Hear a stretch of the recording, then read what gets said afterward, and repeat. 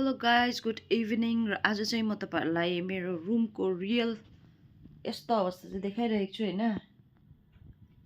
अब यो चाहिँ किन यस्तो भयो भन्दाखेरि चाहिँ अब भोलिदेखि चाहिँ क्रिसमसको छुट्टी छ होइन मेरो। तर क्रिसमसको छुट्टी अगाडि चाहिँ अब मैले चाहिँ यहाँनिर प्याकिङ गरेर घर लानुपर्ने सामानहरू छ होइन।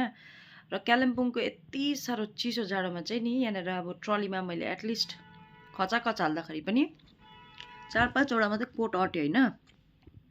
र अझै अब कतिवटा लुगाहरू निकालेकै छुइनँ, कतिवटा हाल्नुपर्ने कुराहरू हालेकै छुइनँ होइन। र पनि एउटा ट्रली चाहिँ फुल भइसक्यो, प्याक भइसक्यो होइन। अझै यो त मेरो मात्रै, अझै हस्बेन्डको त मैले हालेकै छुइनँ अझै पनि होइन। र योपालि चाहिँ आमाम यति साह्रो जाडो छ भनेर चाहिँ कालिम्पोङमा चाहिँ अब आमाले भन्नुहुँदैछ होइन, अलिक तातो तातो बेसी तातो तातो लुगा लिएर जानुपर्ने भइरहेको छ। र फ्रेन्ड साँच्ची भनेको हेक्टिक भइरहेको छ अहिले चाहिँ होइन। रुम पनि च्यालाला भइरहेको छ, दिमाग पनि चलेको छैन, कहाँ हाल्नु के हाल्नु भइरहेको छ होइन। र अब चाहिँ म सबै कुरा छोडिदिन्छु है। छोडेर चाहिँ म सुतेको अब, किनभने अब ड्युटी हेक्टिक भएर आएको आज पनि हो। र सुत्दिउँ भनेर सोचिरहेको छु। अब भोलि बिहानै फ्रेस मुडमा चाहिँ उठेर अझै यहाँबाट कतिवटा एक्सक्लुड गर्छु, कतिवटा इन्क्लुड गर्छु होइन। त्यो सोचिरहेको छु। र फ्रेन्ड्स, तपाईँहरूलाई पनि प्याकिङ गर्नु चाहिँ इरी लाग्छ कि लाग्दैन होइन, त्यो चाहिँ प्लिज कमेन्ट गरेर भनिदिनुहोस् है। पछाडिको लाइटले हल्का डिस्टर्ब दियो, त्यो चाहिँ इग्नोर गरिदिनुहोस् होला। Thank you.